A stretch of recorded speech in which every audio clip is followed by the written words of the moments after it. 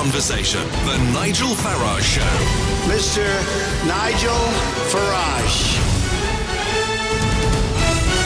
Thank you, Donald. Good evening, everybody, and a belated Happy New Year to you all. I've been away on a bit of a break, but I've come back because the phony war is over. There are 82 days to go until Brexit, until this great historic moment. At least, I hope there are just 82 days to go. But we were chucked straight back in to the debate this morning, and where better than LBC's Breakfast Show with Nick Ferrari, with an interview with Jacob Rees-Mogg. And here was Mr. Mogg, who, remember, is not just a Member of Parliament, but also leads the European Research Group with about 60 or 70 members.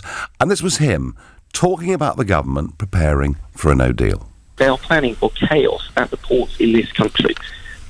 Or are they not? Do you recognise that they're planning for chaos, Jacob Rees-Mogg? They are making plans in case there are problems in Calais, but there are all sorts of other ways of bringing drugs into the country. Well, the drugs that you can't stockpile, you can fly in. Right. Some drugs. So it's like a Berlin airlift, Mr. Rees-Mogg, in reverse. No, I think talking in these exaggerated terms is hysterical. I'll bring you back in. Let's just hear from Mr. Rees-Mogg. Chris, hold one line. Let's come to Jacob Rees-Mogg. There are some drugs that you can bring in and you can stockpile for a long time. There are some drugs that have short lifespans. Temperature-controlled drugs. Temperature-controlled drugs. You just have to arrange the way in which they're brought in. But we are under control of how things come into this country. The only risk you're talking about is that if Calais gets blocked, then the Dover-Calais route gets blocked. But other routes have much longer lead times, and therefore there aren't likely to be blockages at those, so you just have to bring things in via other routes. Chris, this is not particularly complicated. And this is where the debate is. The debate is, if there's a no-deal Brexit, does everything stop? Does all trade stop? Do medicines stop coming into our country? Could there be millions of people placed in danger? There was Jacob Rees-Mogg's response to it. But Nick was also joined by the head of a body representing the British pharmaceutical companies, a guy called Mike Thompson. And Nick put to Mr. Thompson the comment that every member is currently stockpiling medicines to Mr. Rees-Mogg. Every member is doing that. And I think that's why patients can be reassured that we are doing everything in our power to make sure that we can get our medicines to them, even though this is the biggest logistical challenge that we are facing. And our message is, when parliamentarians come to think about the options ahead of them, no deal is something which they should avoid at all costs. I don't want to get involved into the politics of this. I'm just saying that no deal creates significant challenges for us. We're as prepared as we can be, but undoubtedly things will go wrong. You know, there are over 12,000 medicines which are licensed to be used in the UK. That's a massive challenge for us. Well, no particular real surprise there that the giant pharma companies want to keep things as they are. This is how Jacob responded. Lots of countries trade outside the European Union and don't have clogged up ports and get pharmaceuticals delivered to them. It's assuming that the EU... That's not changing a 45-year agreement, probably. That's why it's a different situation, of course. But there is another agreement. There's the WTO on which we can trade. And you've got to ask yourself, why would the EU break its other international agreements? Why would businesses make their own lives more difficult? And why would the UK introduce arbitrary checks to make things more difficult? None of this is going to happen. It is part of the Project Fear. And it's making assumptions that will not turn out. Well, part of that Project Fear is Operation Brock, which is the Department of Transport's plan for managing traffic flows through Dover, should there be a no-deal Brexit. I mean, can you imagine if we were an independent country trading along the same rules as most of the rest of the world? I mean, surely it would be a disaster. So, what happened today was, from Manston Airport, which of course has been disused now for over 5 years, 89 lorries turned up and they drove down to the port of Dover to find out what chaos would this cause. I have to say, knowing that part of Kent well, quite what difference 89 lorries would make along a very busy route, I have absolutely no idea whatsoever. If they were serious about it, they'd have probably needed at least 1,000, maybe 5,000, I don't know. But anyway, it's all part, we're told, of the government's preparations for a no-deal Brexit. But what I want to ask you is, do you actually believe the government is genuinely preparing for a no-deal Brexit? Is an operation like today's lorries, the debate we had this morning about drugs coming into Britain, is this all part of sensible planning? Or is it all just an over-the-top exercise designed by the government to frighten MPs into voting for Mrs May's deal next Tuesday? Are they being responsible, or are they trying to frighten the pants off us? That's the question that I want to know. And if you think, no, the government is being mature, responsible and doing the right thing, call 0345 6060 973. Or if, like me, you think actually the government are pretending to get ready for a no deal, but actually 2/3 of the cabinet would never contemplate it, the whole thing is a complete charade, text to 84850. Or, of course, you can tweet using the hashtag Farage and LBC at LBC. And, of course, Facebookers, you can comment there too. And please, if you were one of the 89 drivers involved this morning in those lorries, or somebody on the Kent roads somewhere between, Sandwich and Dover this morning, please get in touch and let me know. Already Terry says to me on Twitter, what are all these no-deal stunts? May is authorising costing. All those lorries don't come cheap, nor does dredging the harbour at Ramsgate for a company with no ships, captains or safety certificates. Well, I tell you what is interesting, Terry, is I've felt for a long time that maybe we have too much reliance on the Dover-Calais route. Seems to me we have perfectly functionable ports at Ramsgate and at Folkestone. All right, I do accept Ramsgate needs some dredging, but you've also got the mayors, of cities like Ostend who are actually desperate to nick as much business as they can from Calais as possible. So there are many, many other options out there, whether Chris Grayling is right to grant this possible deal to a company that yet hasn't got any ships, I don't know. But should we be using other ports than Dover? Should we be spreading the load with or without Brexit? Well, I tell you what, as someone who lives in Kent, and even as EU members, we've seen Operation Stack too many times over the course of the last few years. So spreading the load, to me, makes a little bit of sense. Anton from Devon says, I don't think it's project fair. I also don't think it was necessary to do this experiment, but I suppose it can show the government and the public the way things could go. Well, Anton, generally what's happened here is the government have said we're preparing for no deal, and yet minister after minister tells us what a catastrophe it would be. They are not genuinely preparing for no deal. That is my view. What do you think? What does Donna in Sherborne in Dorset think? Good evening, Donna. Oh, good evening. I'm just phoning really to say that today's little Manston airport stunt was an absolute farce. The DfT already know how that will work in the event that there is an Operation Stack required. Yep. Because back in 2015, that's exactly what they did. The French were on one of their routine bouts of industrial action. Operation Stack on the M20 was put in place for about 2 weeks. Yep, Donna, on and off. I remember it. That's right. I mean, it went on for quite a while. Usually it's only a couple of days, but on this occasion it didn't. And it was therefore decided that Highways England would lease Manston Airport. So they did. And for several weeks, I think it was about 600 HGVs were parked up there using the channel crossing when they could, on the first in, first out basis.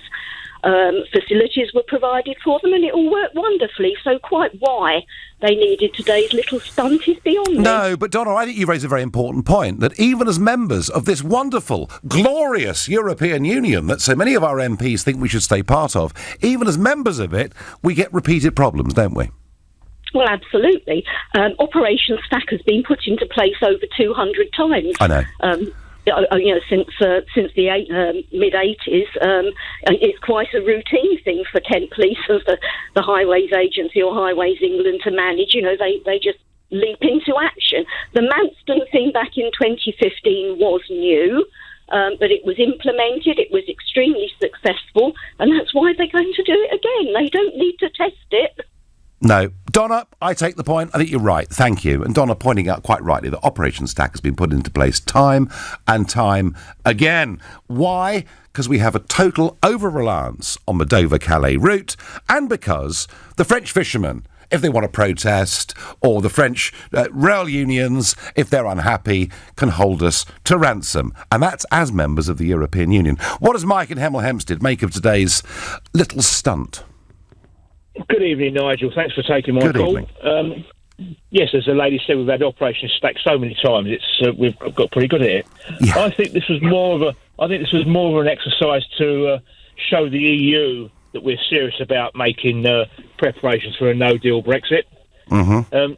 Not even a no-deal, really. It's WTO, which is a deal. But Mike, do you think that Monsieur Barnier and Mr. Juncker, at least before lunch, do you think that they at any point think this government are serious about a WTO Brexit? No. But the thing is, we've only got until the 21st of January, as far as I'm aware, and then default Brexit comes into force. So, well, if in no theory, deal is agreed by the 21st of January, then we go into default Brexit. Mike, no deal. In theory, you're right. In theory, this deal has to be agreed by the 21st of January, which is why when Mrs May says that she's going to put her deal to the vote in the House of Commons next Tuesday, just for once, she might actually keep her word. Now, that's not to say that the 21st could not be pushed forward in some way through parliamentary procedures, but you're right. 82 days to go until we leave. The 21st of January, in theory, a red-letter date. Time is running out. But, Mike, I just want to ask you this. Had Mr Juncker and Monsieur Barnier and Tusk and the others thought from day one that we were serious about a no-deal Brexit, might we not have got a better deal? It would have been a totally different story. But as always, Nigel, business will find a solution. It's a bit like water always wins. Business always wins. Whatever problems there are, businesses always find ways around That's it. Mike, time. that is completely my view. Thank you. Anyone that disagrees with that? Anybody that thinks we're headed for a catastrophe?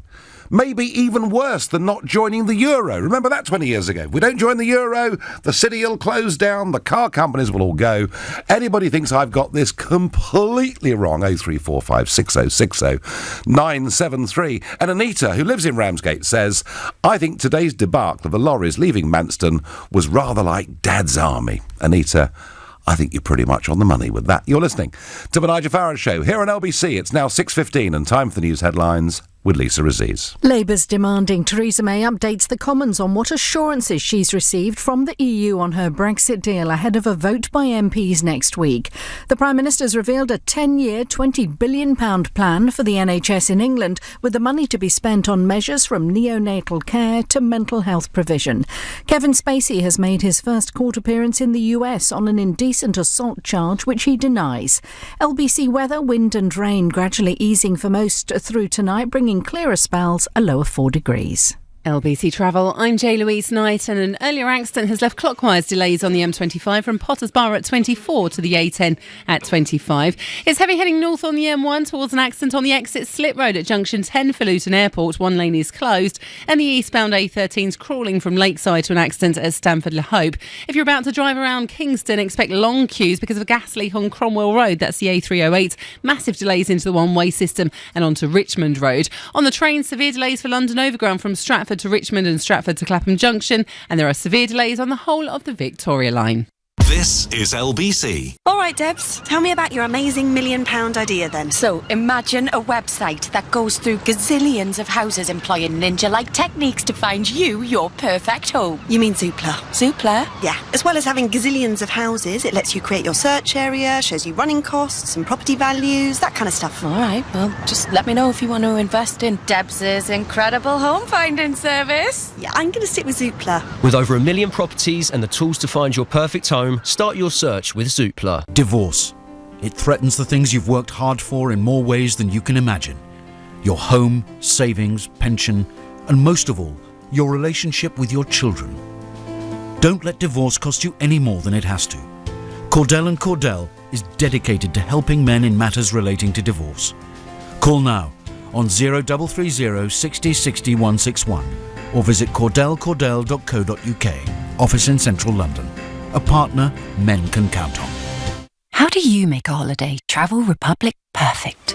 With a gentle stroll along a golden sandy beach, where the prettiest mermaids live. However you imagine your perfect holiday, create it with the Travel Republic sale. Choose from your favourite holiday destinations, from Mallorca to Mexico, Turkey to Tenerife. Book at travelrepublic.co.uk with a low holiday deposit from £49 per person. Your perfect holiday is yours for the making. Battle-protected terms apply. See site for details. When it comes to business meetings, some things never change. Like getting hit by the inevitable train pain on the day of the presentation. Ooh, that hurt. Right in the signal box. But some things do change. Like being able to get on a different kind of platform that lets you present your documents remotely, so you can seal the deal without delay. All aboard! Next stop, Promotionville. Powwow now. A new kind of web meeting. Join free today. That's great. Jacob, you're the calmest wedding photographer in Kent. You take rain, missing aunties and stroppy bridesmaids in your stride. There's only one big day that strikes fear into you. 31st of January, the deadline for your tax self-assessment. With QuickBooks, self-assessment is a doddle. You can snap and sort tax-deductible receipts and automatically track your income, so you always know how much you owe, giving you time for more pressing matters. Like, enough with the confetti. QuickBooks, backing you. Visit quickbooks.co.uk to get started. How refreshing is it to know that when you're thinking about remortgaging, you can find out if you could borrow what you need straight away without affecting your credit score? That's why at Barclays, we'll let you know with an online agreement in principle from the comfort of your own home. We're refreshing and reshaping the way we do mortgages to make them easier. Search Barclays Mortgages. Let's go forward. T's and C's apply. Leading Britain's conversation. LBC, The Nigel Farage Show. The disused airfield at Manston used as a lorry park. A test of 89 lorries driving to Dover to see what it could be like if lorries get backed up in the event of horror of horrors, a WTO Brexit. Is this all part of the government putting together a series of stunts to frighten us about a no-deal Brexit, or are they just being responsible and planning? Well, the Labour leader, Jeremy Corbyn, delivered an urgent question today to the House of Commons, demanding that the Prime Minister update the House on what has changed since December. This is what he had to say about the preparations. Today, we see the farce of lorries being lined up to stage a fake traffic jam in Kent to pretend to the EU that the government is ready for a no deal. A stunt that the Road Haulage Association described as window dressing, and one of the drivers described as a complete waste of time. The government is fooling nobody. These shambolic preparations are too little too late. The reality is, Mr. Speaker, there is no majority in this House to support no deal. Why won't the government face up to this truth and stop wasting our time and our money? The Prime Minister should be here updating MPs on what progress she has achieved, if any. Instead, she's continuing her approach as before Christmas of ducking scrutiny and dodging accountability. We will hold this government to account for their incompetence. Well, it's difficult to disagree wholly with Jeremy Corbyn there. What has changed, Mr Corbyn was asking, since before Christmas and the delay of the vote on Mrs May's deal? Well, the answer is nothing. Just, Mr Corbyn, there's now just 82 days left. So we are entering into, folks, perhaps one of the most important 2 or 3 weeks of modern British parliamentary history, and perhaps the most important vote we've had in the House of Commons since about 1940. So these are very important days. Peter on Facebook says, they have lorries backed up like that in France all the time. Peter, they do.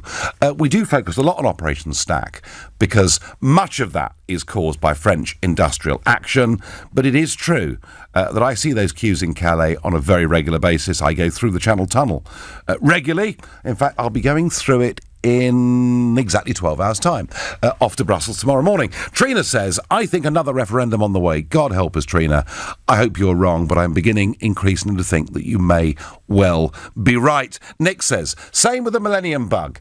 Everyone thought the IT systems would crash with total meltdown for the UK, and yet it went past without any drama whatsoever. And the same goes, Nick, I've said it once already, I'll say it again, about the euro. 20 years ago, if we don't join the euro, disaster will befall us. Well, that's not been the case. And I get anonymously, I get a text saying, Nigel, I think this is all a futile attempt of scaring the EU into renegotiating Mrs May's woeful deal. Well, there are two things here, aren't there? One, she wants to be seen to get a concession of some kind from Brussels on the backstop.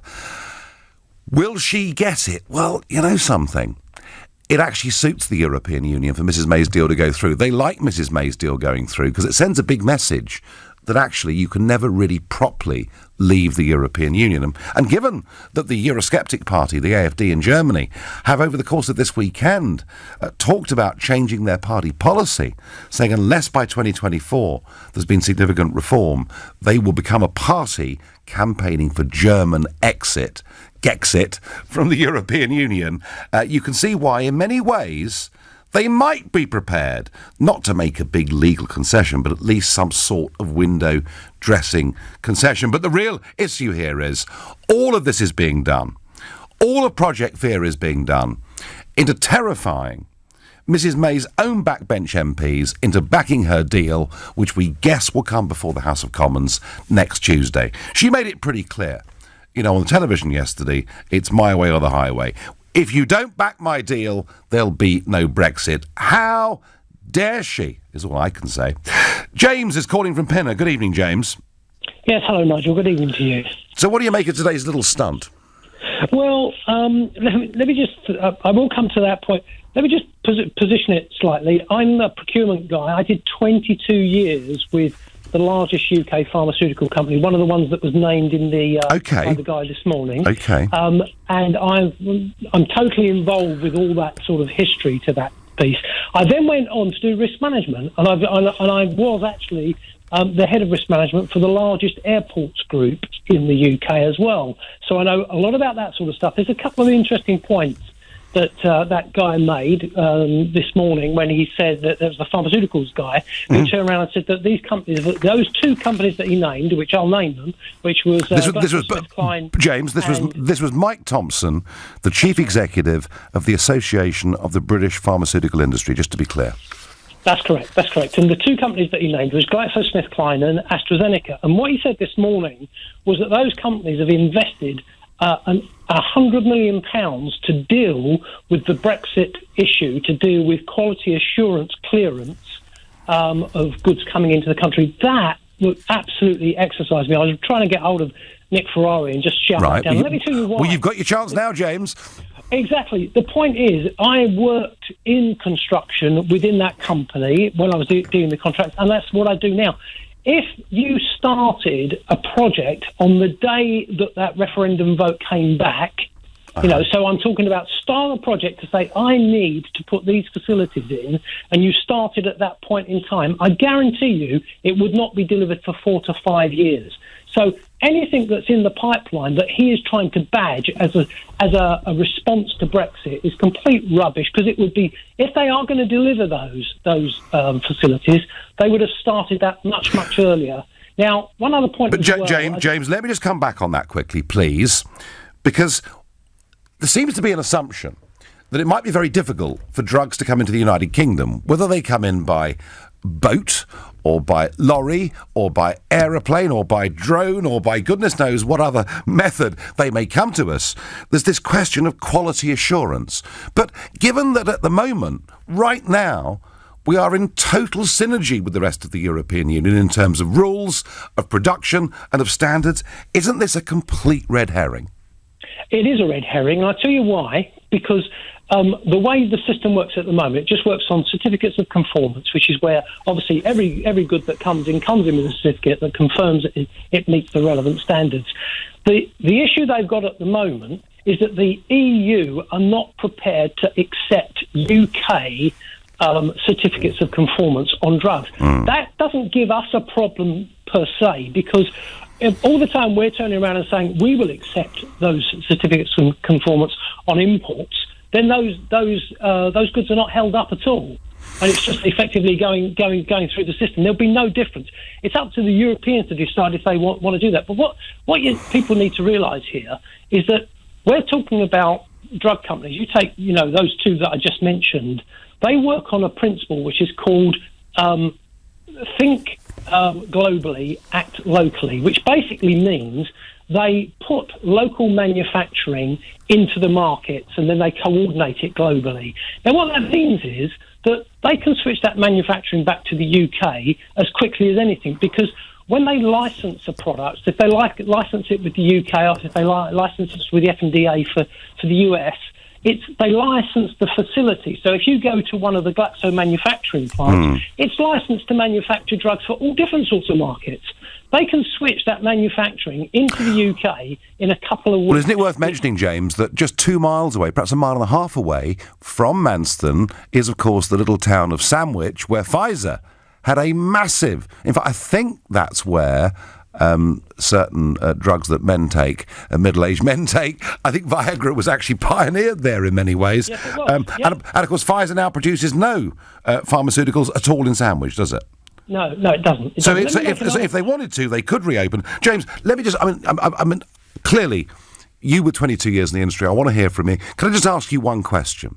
Mm-hmm. You know, we have heard...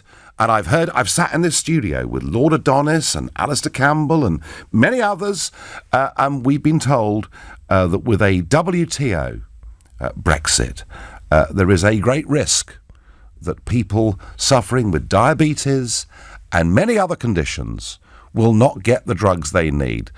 Can you assure them that is not the case? Absolutely, 100%. That is not the case. It won't be for anything to do with Brexit if there's any issue with drugs. There'll be, if there was an issue to do with some sort of product recall, which was to do with something, that's completely different. That happens occasionally in the pharmaceutical industry. It won't be anything to do with Brexit. It won't be anything to do with supply chain. These things, when Glaxo, they will air freight things and not think twice about it because the actual premium, the value of the product itself is so high. To air freight something is just a marginal adjustment. Yeah, because they're making big bucks, James, on this stuff. James, great call, fascinating. Thank you very, very much indeed. And I'm told on Twitter the government achieved less today with their truck stunt than could have been achieved in a couple of hours with computer modelling. It was all for show and a charade. Well, so much of this Brexit debate since the 24th of June 2016 has been a charade. In particular, Theresa May's repeated assurances that we're leaving the single market and the customs union. You're listening to the Nigel Farage Show here on LBC. It's now 6:30 and time for the news with Lisa Aziz. Theresa May says she spoke to a number of EU leaders, including Angela Merkel and Emmanuel Macron, over Christmas and New Year, and will have further talks with Brussels officials this week, seeking assurances for her Brexit deal. But Labour's demanding she updates the Commons on what improvement she's achieved ahead of a vote by MPs. The Prime Minister has called her 10-year plan for the NHS in England an historic moment.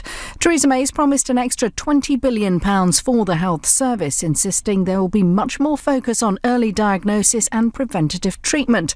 But Labour says it fails to address the ongoing staffing problems. A group of migrants have been discovered hours after an inflatable boat was found on a beach in Kent this morning. One of them has been taken to hospital and a man's been arrested on suspicion of facilitating illegal entry to the UK. LBC weather, wind and rain gradually easing for most through tonight, bringing clearer spells, light showers in the east, a low of 4 degrees. Stockpiled medicines, flights grounded, police and troops on standby. With Parliament in deadlock, could this be the future of Britain if we leave the EU without a deal? But if there's no deal, what would change? Would you see a change in your rights or even your safety? Join me, Nick Ferrari, as I take you through the 5 days of no-deal Brexit, finding out if a bad divorce means crashing out or cashing out. It continues tomorrow morning on LBC. Protecting your business from cybercrime is a growing priority, yet understanding how to stay ahead of potential threats is challenging. Whether you're a startup or an established business, BT is here to help. With a wide range of security-embedded products and services built especially for businesses. Find out more and enter to win a Samsung Galaxy S9 Plus and a set of Sennheiser wireless headphones at lbc.co.uk. BT, helping business relationships stay on track. The work van. Functional, trusted, vital. But what about advanced, desirable, distinctive? Introducing the all-new Peugeot Partner with innovative surround rear vision and the acclaimed Peugeot iCockpit teamed up with a payload of up to a tonne and room for 2 Euro pallets. It's more than a work van, it's a partner. Voted What Van LCV of the Year and International Van of the Year 2019. Master the impossible. Experience all new Partner and drive it for yourself at your local Peugeot dealer. Discover more at business.peugeot.co.uk. This Friday, don't miss Stan and Ollie, the film everyone is talking about. It's beautifully directed, it's well acted. It just packed a real emotional punch. Ladies and gentlemen, Mr. Stan Laurel and Mr. Oliver Hardy. I thought they were exceptional. I think it's a modern classic. Steve Coogan and John C. Reilly are absolute perfection. Just all round a great movie. I loved it. It was really heartwarming. Phenomenal. Stan and Ollie, in cinemas Friday. Well, that went well. It certainly did. Inspiration for bouquets comes from all over the place. From going to an art gallery, it can be from a book cover. Zingflowers.com. Amazing every time. Hire now, pay later. Accelerate your business with this brilliant van offer from Northgate. If you need vans, pickups or crew buses for your business, Northgate will supply them with up to 9 weeks free hire if you sign up before the end of January. We'll even buy your old vehicles. It's that simple. Get what you need now with up to 9 weeks free. See the full range and find out more at northgatevehiclehire.co.uk. Block management. 2 very simple words. But what do they actually mean? Well, there's budget approval for starters, then service charge invoices, health and safety paperwork, cleaning, gardening, maintenance, inspections, contracts, insurance, emergency call-outs, and a whole lot more besides. So for complete block management solutions, just remember 3 simple letters. ABC. ABC Estates will take care of all your day-to-day management, leaving you as happy as Larry. See abcestates.co.uk or call 0800 888 6688. Your future is here. The Global Academy, a forward-thinking state school for 14 to 19-year-olds interested in a media career. Visit globalacademy.com to find out more. The Nigel Farage Show on LBC. So in Manston, Kent, the disused runway that's there, Bomber Command Base during World War II and Fighter Command 2, was used for 89 lorries to run down to Dover as a dummy run to test what would it be like on Kent's roads if there is a no-deal Brexit. Why was it done? Was it a practical test? Was it just really part of a sort of useless stunt, all trying to tell us that a no-deal Brexit's a disaster? But, you know, Kent, in so many ways for the last 2,000 years, has been in the front line of just about everything in this country, whether it's the Vikings, it's the Romans, it's the building of Martello Towers with the threat of Napoleon, it's the Dunkirk evacuation, whatever else it is, Kent is always involved. And as it has been over the course of the last couple of weeks, and since I've been away, we've seen quite a number of dinghies, ribs, coming across the channel with, and you can choose whichever words you wish. I would say illegal migrants, others would say asylum seekers, choose your words. But today, I understand that another empty boat was found on a beach in Dungeness. And I'm going to go to LBC reporter Talia French, who is down in Kent. Talia, what's the story today? Well, a group of 8 migrants who travelled across the channel in an inflatable dinghy have been found by officials now. A Coast Guard search was launched in Kent today when the empty boat was found on the beach at Dungeness. It was just after 8 this morning. The maritime operation was stood down once it was clear no one had been left stranded in the sea. Then some hours later, police and border force were seen 3.5 miles away in Lydd with some men. And these men had been offered for blankets and police jackets to keep themselves warm. The Home Office has said 7 people were in border force care and 1 was in hospital, and then a 9th man has been arrested on suspicion of facilitating illegal entry to the UK. What I can't understand, Talia, is, I mean, Dungeness is the nearest thing we have to a desert in southern England. There are no trees, hardly a plant above a foot or 2 above the ground. How on earth could 8 people who've just got off a boat walk past a nuclear power station, get as far as Lydd without being detected? It does start some questions. Bewildering. And tell me, I've been away for a couple of weeks, but obviously catching up with these stories, do we actually have any idea how many people have landed on Kent's beaches? Well, this is actually coming now as this operation, while there have been concerns over the number of migrants trying to cross the channel. In December, the Home Secretary declared the situation a major incident and then announced plans to bring 2 Border Force cutters actually back to the UK to add to the patrols. Of course, we've got the Navy vessel, which was on patrol this morning, being used to guard the channel until the cutters return.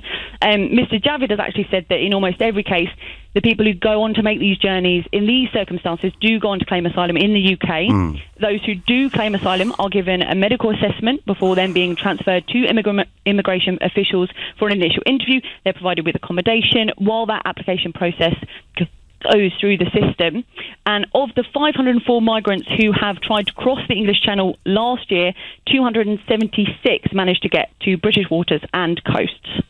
Talia, thank you. Don't take a holiday anytime soon, OK? Because I can see the weather forecast and I can see a lot more boats coming. And why? Because of the 276 that Talia talked about, that we know of, that have got to the UK, not a single one of them has been sent back anywhere. Once you get into the UK, say you're from Iran, claim asylum, you're not going to be sent away anywhere. And unless we adopt the kind of policies that were used by Tony Abbott, who was the Australian Prime Minister, when they faced a seaborne invasion, albeit a bigger one in numbers than we face. And Tony Abbott said, anyone that comes here and sets foot on our soil illegally via this route will not be allowed to stay.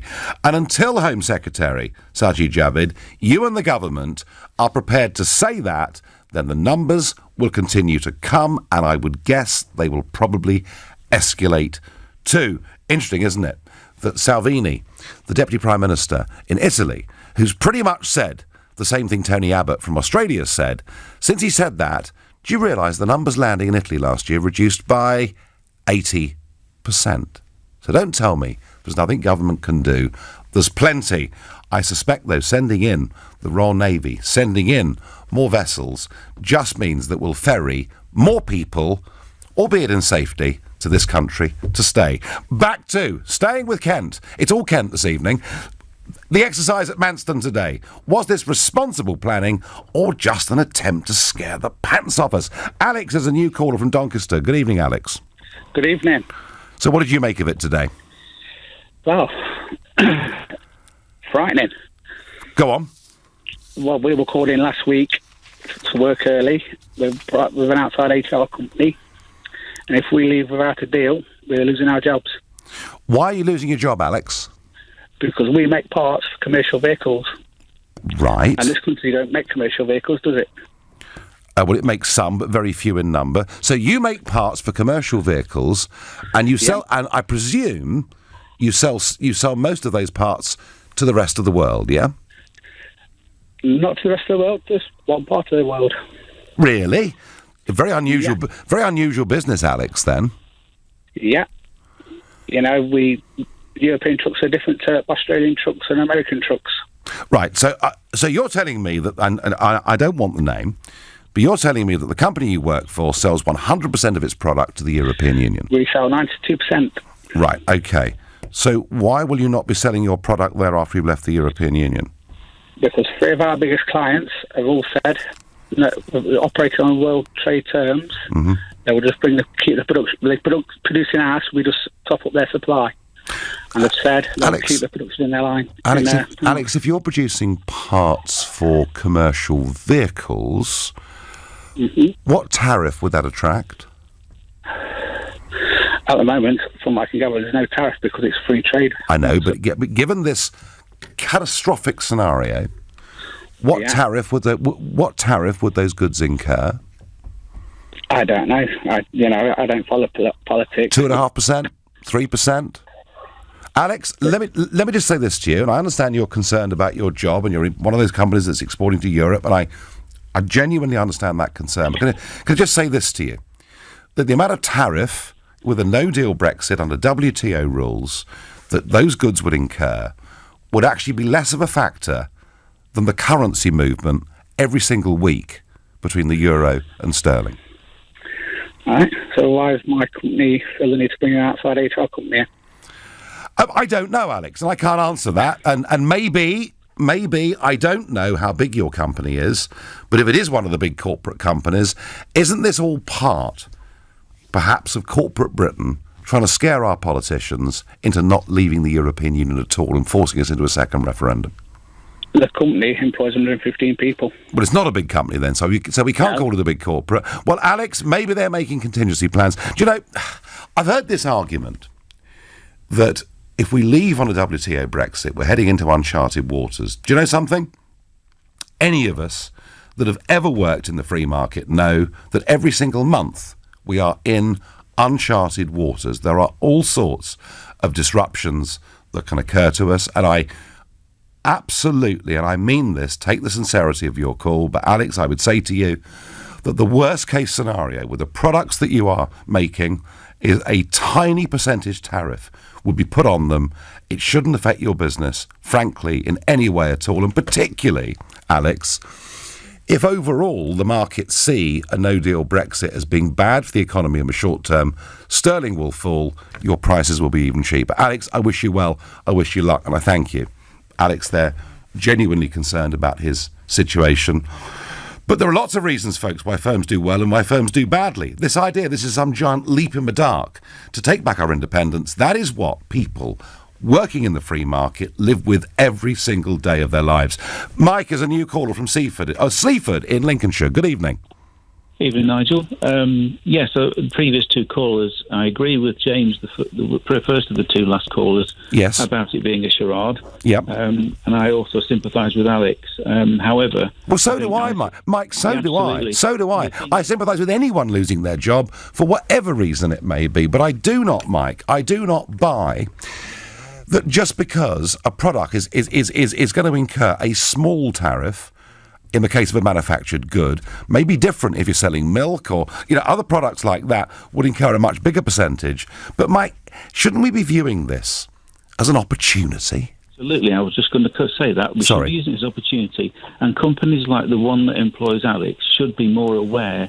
We've had 2.5 years to adapt, find new markets, do different things, make slightly different parts for different companies.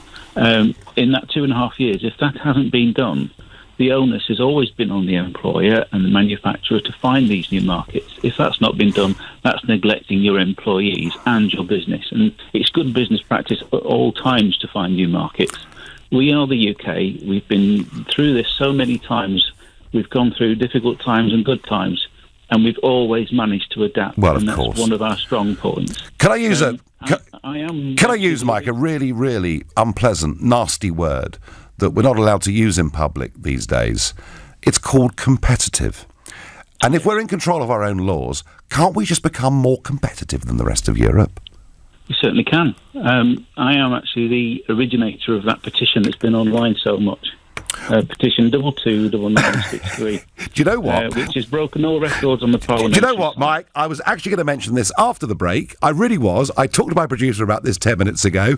As you're there, folks, as we speak, there is a break from Brexit in the House of Commons. They are discussing future leaders' debates at general elections in this country. They're doing it because it's got over 100,000 signatures. But there's another petition that I understand has got over 300,000 signatures that wants Parliament to urgently debate, what is it, Mike? The actual leaving of the European Union with no deal. Brilliant. Mike, I tell you what, I think that's a debate we ought to be having on a much bigger, better scale. I thank you for your call and for your initiative. You're listening to the Nigel Farage Show here on LBC. It's now 6:46 and time for the news headlines with Lisa Aziz. Labour's called on Theresa May to update the Commons on what assurances she's received from the EU on her Brexit deal ahead of a vote by MPs. The Prime Minister's revealed a 10-year, £20 billion plan for the NHS in England, with the money to be spent on measures from neonatal care to mental health provision. Kevin Spacey has made his first court appearance in the US on an indecent assault charge, which he denies. LBC weather, wind and rain gradually easing for most overnight, bringing clearer spells, a low of 4 degrees. LBC Travel, I'm J-Louise Knight, and the M1's queuing northbound towards junction 10 for Luton Airport, where there's an accident on the exit slip road. Long delays eastbound on the North Circular from the 4th Street Tunnel at Edmonton to the Crooked Billet interchange at Walthamstow. There was an accident, but it has been moved. And there are delays on the A1 Archway Road in Highgate, both ways towards an earlier accident at Muswell Hill Road, but it's been recovered. Expect delays around Kingston. There's a gas leak on Cromwell Road with queues back into the one-way system. And on the train, severe delays for London Overground from Stratford to Richmond Richmond and from Stratford to Clapham Junction, and on the tube, severe delays on the whole of the Victoria line. Coming up at 7 on LBC, Ian Dale. It's a new year and I'm back with a vengeance and a beard. At 8, we're now on Brexit, and 9, is insomnia the next hidden health disaster? First, the news hour. Ian Dale on LBC. If you've BT at home, BT Mobile have something for you. If you haven't, oh dear.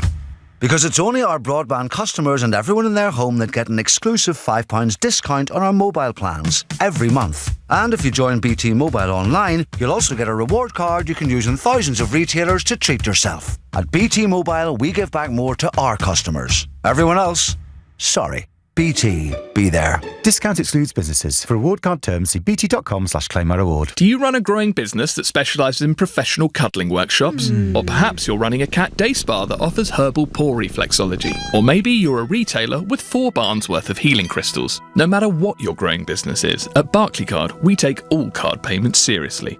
In-store or online, we have a payment solution for you. And we'll even give you a £250 statement credit. T's and C's and exclusions apply. New customers only. Offer ends 31st of March 2019. Search Barclaycard Business. Barclaycard. Start today.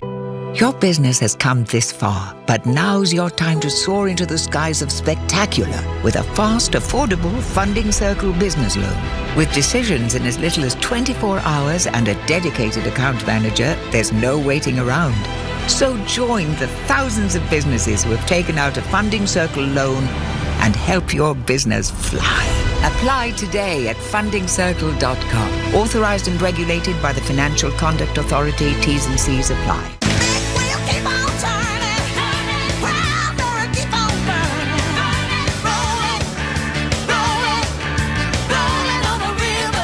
At the AA, we're always trying to make your journey better. Our mechanics fix 8 out of 10 cars at the roadside, usually within 30 minutes of arriving. You could say we're simply the best. Oh, sorry, that's the wrong song. Join today from just £5 a month. Visit theaa.com. The AA, because anything can happen. New customers only. T's and C's apply. A good cup of tea can fix everything. Well, possibly not your broken boiler, but Trusted Trader are always on hand to help. TrustedTrader.com have lots of really lovely tradespeople who are vetted, reviewed and reliable, so you'll have your pick of a great bunch. Simply pop the kettle on and head online to find a professional in their trade, including that heating engineer. See? A cup of tea does fix everything. When it comes to business meetings, some things never change. Like the always awkward greeting. The hug you thought was a handshake. The one kiss, two kiss, can. The guy that fist bumps around the boardroom. The Nigel Farage Show on LBC. Well, I'm talking about Manston Airport. I'm talking about 89 lorries that are driven down to Dover as part of the government's apparent no-deal Brexit preparation. And I was asking whether this actually was part of responsible government planning or just part of the ongoing campaign to scare the pants off us so we don't have a no-deal Brexit. But the debate I'm really having with you now is, are you scared of a no-deal Brexit? And in many ways, that is the debate. Because do you know something? Despite Project Fear telling us that we won't get drugs, that people with diabetes will be in terrible trouble, it seems to me what's happened is actually the Leavers are now hardening in their position. The Leavers now overwhelmingly want a clean break from the European Union. And if that means that we leave on WTO terms, then so be it. That's where we are now with this debate in the country. I just don't think Parliament is anywhere near that. That's my view. Let's go to Steve, a new caller from Cobham. Good evening, Steve. Good evening. Good evening, Nigel. As you say, I'm a first-time caller. Welcome. I wasn't really much of a fan of yours initially, but I thought you were a bit of a right-wing lunatic, but I've changed my opinion completely. I'm just a lunatic, Steve. I think you talk a lot of good sense. Well, that's very sweet of you. Thank you. Now, anyway, but moving on. Yeah. Now, Steve, should we be scared? Should we be scared of a if Mrs. May's deal is no good and it's a rotten deal, and I've always favoured a free trade deal, but if none of that's possible, should we be scared of a WTO negotiated Brexit? No, I don't think we should. My specialist area is really the pharmaceutical industry. Okay. And I think the likes of you need to expose the EU's intransigence on pharmaceuticals. They've issued their guidance. They are offering, they're basically going to treat us like a third country, whereas the MHRA, our regulatory body, are going to just simply say that anything that was good prior to Brexit is good now. Of course. To safeguard the safety of the public and the supply of drugs, which is the paramount issue here. Yeah, so there is no regulatory issue here at all, Steve, is there, with us continuing to import drugs made in Europe? Not like your previous caller, not coming in, but going to the EU, there is. Well, do you really think that they're going to try and launch some kind of mini trade war against us just because we've left their precious club? Well, I think they are. I take your attitude. I think they're hell-bent on the expansionist, the existence, of just simply a European Union, the elimination of nation-states, and they are defending that at all costs with all the threats and things they can muster. So they'll go on selling us their drugs. They'll go on selling us their drugs, but be reluctant to buy ours. That's what you're really saying. Well, yes, because they will be effectively endangering the other people who, where drugs are manufactured in this country, but then go abroad. Do you know what, Steve? And you really need to. You've probably done it already. You're a very well informed individual, but you really need to read that guidance, and because it just typifies the European Union's attitude to this whole aspect, and it's disgraceful. And they're an organisation that needs to be exposed. You've done your very best, but their whole attitude is, as I say, is exemplified over drugs. Do you know what, Steve? If they were in the European Union to make it difficult for drugs made in the UK, wanted by European consumers, to go into France and Germany and Italy, they actually, in the end, would be shooting themselves in the foot. That's my view. Steve, thank you very much for your call and indeed for your kind words. Sticking with Steve's, we're up to Stevenage in Hertfordshire. Good evening. Yeah, hello there, Nigel. Thanks for taking the call. I'm not scared of a no deal either. And I think these trucks down in Manston Airport, I think it's just sensible planning, really. I mean, at the end of the day, failure to prepare is to prepare for failure.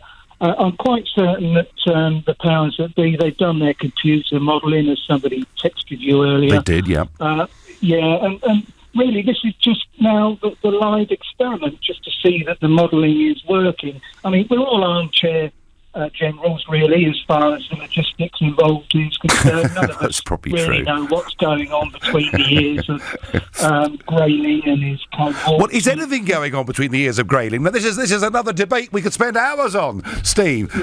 Steve, do you feel that actually the government are being responsible about this? Well, I think they are. I mean, I've been in the haulage business for 40 years, and I deal with more than just driving white vans and ring up every other presenter as somebody else does on LBC. But I mean, I don't fear what's ahead of us. I've seen it all before. The only problem we will have, and I'm sure it's being addressed, is the lack of experience that we currently have in the freight offices in dealing with customs clearances, and obviously there's going to be some a good market for some freight forwarders to come into the UK and set up freight forwarding offices. And I suspect that looking at this experiment, one of the offices is going to be in Manston Airport. So Manston Airport, we might get Pfizer back in Sandwich and Ramsgate Port open. Thanet's going to be a boom area, isn't it? Yeah, exactly, and I know where to get me Viagra from, according to you then. There you are. That's the later on phone-in show I do, Steve. But anyway, there we are. Steve, thank you. I've got time to go and speak to Tony from Haywards Heath. Good evening, Tony. Hello, Nigel. I think it's very disappointing what you just mentioned about Manston Airport and Thanet being a boomtown, because if you'll remember 20 years ago when, as you said, there were no negative effects from us not joining the Euro, Manston Airport was actually then known as Kent International Airport. It was briefly. And we were on the brink of opening a new short-haul location which would bring us into more business and more trade with our European neighbours. And that has gone wrong because of a failure of integration. And now the extremists... Because we didn't join the euro, Tony. Well, it's so good to have you on. I thought there was no one left because they all deny it now. So you think we should have joined the euro? I think it showed, as the extremists who signed this 300,000 strong, supposedly petition... Extremists? It showed that extremist isolationists... 17.4 million extremist isolationists, yeah? Absolutely not, but 300,000, although I wonder how many of those are true signatures and not actually placed there. Tony, do you understand something? Do you understand something? That 17.4 million of us voted to leave the European Union. As did I. Right. So why is it extreme to say that if there's no good deal on offer, because the government's made a Horlicks of it, we should leave on WTO terms? Because there is a fantastic deal on offer by a patriotic Prime Minister who has done nothing but sacrifice herself for this country. She is brave, courageous and patriotic. All right. Well, that is the strongest statement I've heard in support of Mrs May, and I thank you for making it. And I'm going to let it go unchallenged because I have been spending too much time saying she's the worst Prime Minister in my lifetime, and I will leave Tony's comments with you and let you, over a glass of something, make your own minds up. You've been listening to The Nigel Farage Show. I'm back tomorrow from Brussels at 6. At 10 tonight it's Tom Swarbrick, but